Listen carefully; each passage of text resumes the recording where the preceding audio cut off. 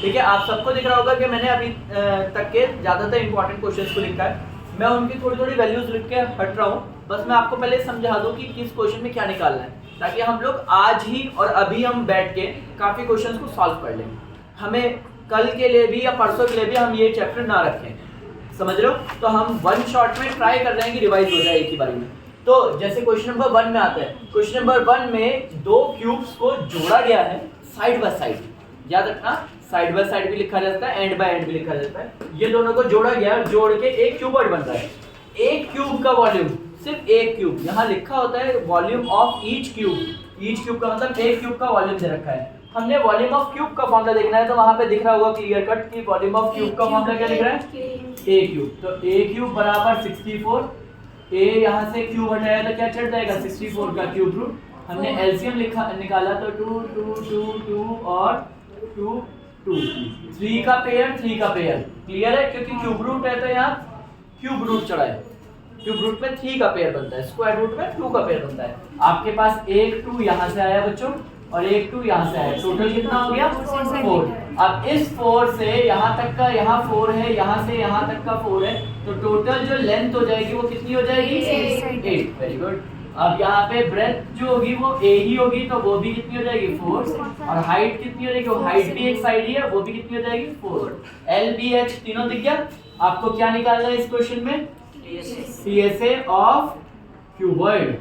Formula दिख रहा है, ढूंढो TSA ऑफ क्यूबॉइड, कहीं तो लिखा होगा 2 ब्रैकेट में LB प्लस BH। ये क्यूबॉइड है, क्यूबॉइड का TSA दिख रहा है, फॉर्मूला लिखोगे 2 ब्रैकेट में LB प्लस BH प्लस, अब वैल्यूज डालोगे और आंसर निकालोगे।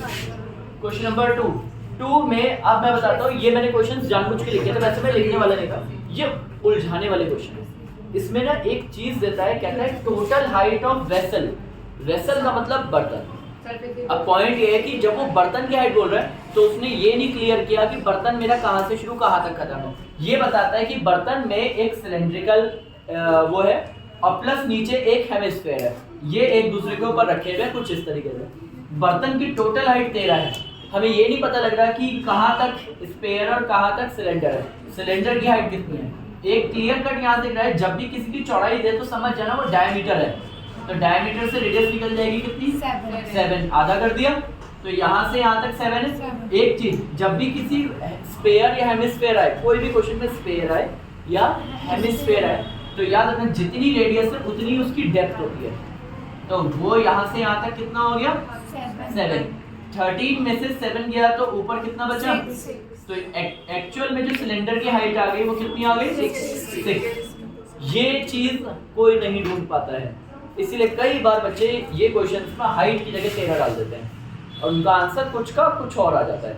इसीलिए याद रखना, मैथ्स में एक प्रॉब्लम है, मैथ्स में आप पेपर तो बहुत करोगे, मार्क्स बहुत कम आते हैं। इसका रीजन सिर्फ एक ही चीज है कि आप किसी और चीज की जगह किसी और की वैल्यू डाल देते हो और बाद में आके कहते हो ओह शिट मैंने ये वाली वैल्यू डाल दी, अब पूरा गलत हो गया। माइनस का प्लस कर देते हो, ब्रैकेट लगाना भूल जाते हो। याद है अभी क्यूमुलेटिव फ्रीक्वेंसी सीएम निकाल रहे थे स्टैट्स में, तो एक सिर्फ ब्रैकेट का प्रॉब्लम था जिसकी वजह से आंसर्स गलत हो रहे थे सबके। एलसीएम पहले ले देते हो बाद में लेने की जगह, तो ये छोटी छोटी चीजें हैं। इस चीज में जब ये पूरा निकल जाएगा, सब चीजें पता लग जाएगी हमें, जितनी रेडियस हेमिस्फीयर की उतनी सिलेंडर की भी होगी। अब हमें क्लियर कट दिख रहा है कि यहाँ पे इस बर्तन का हमें क्या निकालना है, surface area, surface area of vessel. मैं भी इसे वेसल बोल रहा हूँ क्योंकि मैं दो चीजों का निकाल रहा हूँ। जब जो दो चीजें जुड़ जाएंगी तो उसका वही नाम रखा जाएगा जो उसने बोला है, वेसल बोला है। तो इसमें ऊपर वाले का हिस्सा देखो, कौन सी चीज दिख रही है तुम्हें से CSA, क्योंकि ऊपर ढक्कन भी नहीं बंद होगा ना नीचे का बेस बंद होगा, ये दोनों खुले होंगे। तो खुले होंगे तो इनका एरिया नहीं निकलेगा, सिर्फ किसका निकलेगा बाउंड्री का। बाउंड्री को क्या कहते हैं हम लोग CSA। तो सिलेंडर का CSA का फॉर्मूला, सिलेंडर ये रहा, सिलेंडर का CSA 2πRH। तो मैं यहाँ लिखूंगा CSA ऑफ सिलेंडर, तो यहाँ प्लस नीचे क्या है, very good, CSA of hemisphere. तो यहाँ पे 2πRH प्लस यहाँ पे 2πR²। अगर आपने एक गलती कर दी कि आपने इनकी वैल्यू अब डाल दी और सॉल्व करने चले गए, तो आपको ये 3 नंबर का क्वेश्चन 5 नंबर का लगने लगेगा, महसूस होगा कि यार इतनी कैलकुलेशन मेरा हो क्यों नहीं रहा है। तुम्हें जल्दी करना है तो कॉमन लेना, जल्दी करना है तो क्या लेना, कॉमन। देखो इसमें क्या है, क्या है, पाई, और r एक बार, तो 2 पाई r कॉमन लिया, अंदर बचा s और एक r गया तो ये बचा। अब इसमें वैल्यू डालोगे तो ये जल्दी सॉल्व हो जाएगा एज कंपेयर टू अगर ऊपर डाला। गलती करना ना करना आपके हाथ में, मेरा फर्ज है आपको सिखाना। आपका मैथ्स का पेपर जल्दी हो जाना चाहिए, इसीलिए हम लोग टाइम से भी प्रैक्टिस कर रहे थे। याद आ रहा है, टाइम लगा के टाइम लैप्स पे प्रैक्टिस कर रहे हैं। अभी हम बहुत करेंगे, अभी इसके बाद भी 1.5 महीने तक हम कंटिन्यू यही प्रैक्टिस करेंगे टाइम लगा के, ताकि हमारी स्पीड बने। आप लोग ट्राई करना शुरू से ही, टाइम देखते रहना। टाइम देखते रहोगे तो आपकी स्पीड बनी रहेगी। नेक्स्ट आता है, दिख रहा है सेम गड़बड़ है इस क्वेश्चन में भी। इस खिलौने में भी रेडियस दे रखी है, जितनी रेडियस है उतनी डेप्थ होगी वो। तो ये 3.5 की होगी यहाँ से यहाँ तक डेप्थ। तो 15, 15.5 में से 3.5 गया तो कितना बचा, 12। तो कोन की हाइट कितनी बची, 12।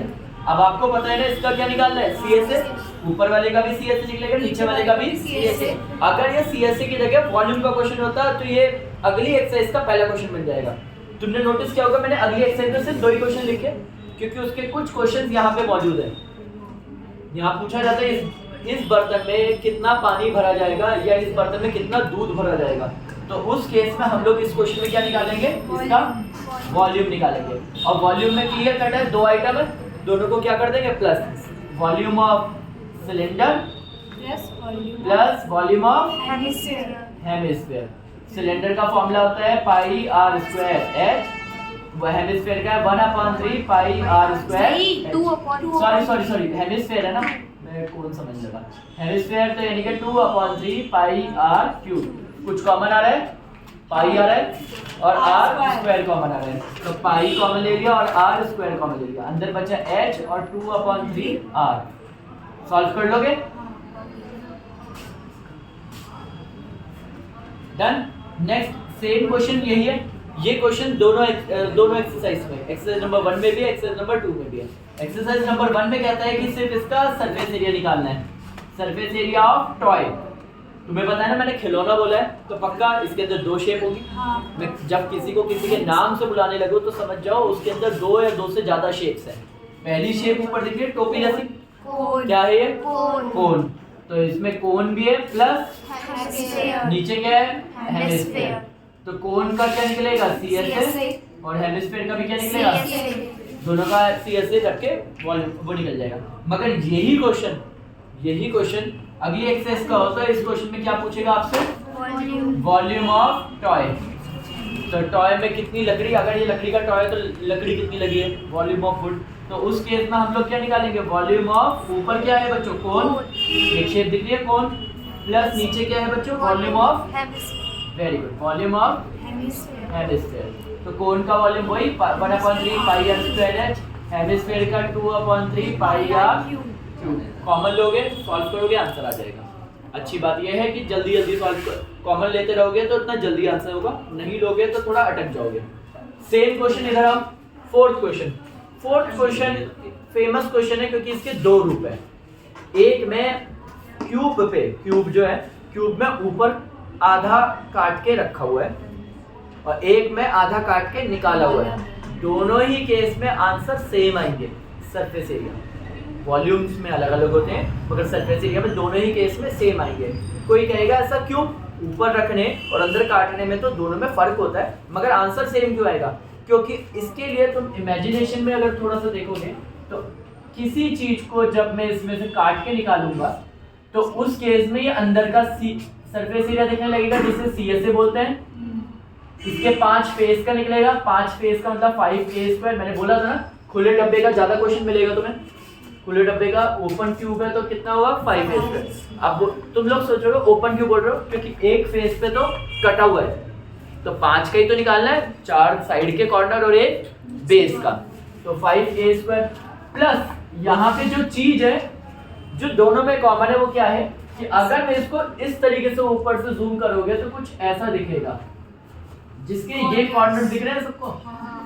ये कॉर्नर भी तो एरिया है, इसमें भी तो कुछ ना कुछ एरिया माना जाएगा ना। तो इसमें क्या ये जो बचा है ये कैसे निकलेगा, पूरे a²। ये क्यूब का एक फेस है तो a² में से क्या हटेगा, अंदर वाला गोला है पाई r²। तो इसको लिखा जाएगा A square minus pi r square. Pi r square. ये होते हैं कॉर्नर्स। अब कुछ लोग कह रहे होंगे ये तो आपने काटने का बताया, ऊपर जोड़ने का बताओ। ऊपर अगर इसमें किसी चीज को ऊपर भी रखोगे तो उस केस में भी ये इसके जो टाट दिख रही है, मतलब इसका जो वो दिख रहा है गज्जेपन का पूरा वो दिख रहा है, तो उसका भी तो सी से निकलेगा, सी से निकलेगा। सेम 5 फेस का भी निकलेगा और इसमें भी कॉर्नर्स होंगे। मतलब सरफेस एरिया के केस में चाहे अंदर से काटो चाहे ऊपर लगाओ, दोनों ही केस में आंसर सेम का सेम आएगा। ठीक है, इसमें पुट क्या करवाया गया है मैं बता दूं। साइड आपको 7 दे रखी है और अगर ध्यान से देखोगे तो जितनी ये साइड है उतना ये डायमीटर भी तो काम कर रहा है। तो रेडियस कितनी हो गई? 3.5 भी बोल सकते हो या 7/2। समझदारी 7.2 रखोगे तो जल्दी आंसर आएगा। 3.5 से गलत नहीं होगा, पॉइंट हटाओगे आंसर कट पिट के वहीं पहुंच जाएगा। दोनों रास्ते हैं मगर पॉइंट पे ज्यादा मुश्किल हो जाती है एज कम्पेयर टू अपॉन में रखना। अपॉन में आसानी से कट जाते हैं नंबर, तो आप 7 और बाकी सब रख के सारा निकाल लोगे। जैसे CSA का फॉर्मूला क्या होता है 2 पाई आर स्क्वायर। समझदार होगा तो दिख रहा है 2 पाई आर स्क्वायर में से 1 पाई आर स्क्वायर गया तो कितने pi r square? 1 pi r square. तो यहाँ पे डायरेक्ट पाई आर स्क्वायर लिखा और 5 और 1 कितने हो गए? 6a square. अब वैल्यूज को पुट कर दो और आंसर निकालो, क्योंकि कुछ कॉमन तो है नहीं तो इस क्वेश्चन में कुछ कॉमन नहीं होगा। यही क्वेश्चन है जिसमें a को 7 की जगह l दे रखा है। क्वेश्चन नंबर 4th है। 5th क्वेश्चन में बोला साइड जो 7 है 7 की जगह क्या ले लिया उसने? Small l। तो उस केस में अगर साइड l लिया जाएगा तो ये l स्क्वायर हो जाएगा और रेडियस उसकी आधी। l का आधा क्या होता है? l/2। जिन्होंने करा है उनको याद आ रहा होगा कि l/2 है रेडियस, तो रेडियस की जगह l/2 रखा और इसका स्क्वायर कर दिया। तो यहाँ पे देखो पाई l स्क्वायर अपॉन में 4 प्लस 6l स्क्वायर। क्या कॉमन ले लिया बच्चों? l स्क्वायर कॉमन ले लिया, अंदर बचा पाई अपॉन 4 प्लस 6। एलसीएम लेना आता है, 4 बन जा 4, 6 4 जा 24 और बाहर क्या है? l square. जो 4 है डिवाइड का इधर ही आ गया, बाहर ही निकल गया, तो l स्क्वायर अपॉन 4 ब्रैकेट में पाई प्लस 24। ये जो मैंने इतना सा हिस्सा किया है ये क्वेश्चन नंबर 5th है। पाई की वैल्यू रखी मैं तुम्हें बस एग्जैक्ट बुक के पीछे जो आंसर है ना वैसा ही है, उसने पाई की वैल्यू रखी। ये 5वें क्वेश्चन में रखना है तो रख लियो बाबू, कुछ नहीं होता। हमने पढ़ रखा है तो हमें पता ही है, हमने एनसीईआरटी बुक भी सॉल्व कर रखी है तो हमें थोड़ा बहुत प्रैक्टिस हो चुकी है। डन। सेम देखो, अब ये वाला हट के मैं थोड़ी देर के लिए हटूंगा। आपको क्लियर देख रहा है ये और ये क्वेश्चन एक दूसरे के क्या है? अपोजिट। इसमें सिर्फ सरफेस एरिया निकालना था, तो इसमें बाहर का एरिया दिख रहा है CSA सिलेंडर का, और 2 क्या दिख रहे हैं बच्चों? और उनके भी ये अंदर के दिख रहे हैं ना, और अंदर के कटोरे देखना मतलब CSA ही निकालना। तो एक CSA ये रहा, एक CSA ये रहा, तो 2 CSA प्लस सिलेंडर, तीनों को प्लस कर दोगे, कॉमन ले लोगे, आंसर आ जाएगा। कॉमन लेके तो वैल्यू डालिए। इन्हीं को अगर आप बाहर लगा दोगे तो ये क्वेश्चन गुलाब जामुन वाला बन जाएगा। मगर इसमें हमें सरफेस एरिया नहीं ढूंढना, इसमें क्या ढूंढना है? वॉल्यूम। पूरे गुलाब जामुन का जो लेंथ है वो कितनी है? 5, और अगर एक इसका ध्यान से देखो तो डायमीटर है 2.8, तो रेडियस कितनी होगी? 1.4। वेरी गुड बच्चों। 1.4 का हेमिस्फीयर इधर से काटा, 1.4 का हेमिस्फीयर इधर से काटा, 5 में से 1.4 इधर से कटा, 1.4 इधर से कटा, तो कितना बचा? 5 2.2, क्योंकि 1.4 1.4 2.8 होता है, और 5 में से 2.8 गया तो 2.2, तो अंदर की जो हाइट आ जाएगी, अंदर की जो हाइट है वो 2.2 आ जाएगी। रेडियस आपको क्लियर है, मैंने बोल दिया 1.4। आपको इसका क्या निकालना है? वॉल्यूम ऑफ एक गुलाब जामुन। 45 उसका 30% निकाल दिए। ठीक है, अब आप एक गुलाब जामुन का जो भी आंसर निकालोगे उसका बोला हुआ है उसने 5% सॉल्यूशन, 30% का 30% निकालना है। 30% शुगर करता है, तो हमें जो भी आंसर आएगा उसे 30/100 से मल्टीप्लाई कर देना है। एक गुलाब जामुन के लिए कितने गुलाब जामुन थे? 45। आप जितने भी थे। चलो हम थोड़ी देर के लिए ब्रेक लगाते हैं क्योंकि आई थिंक बोर्ड बहुत भर चुका है।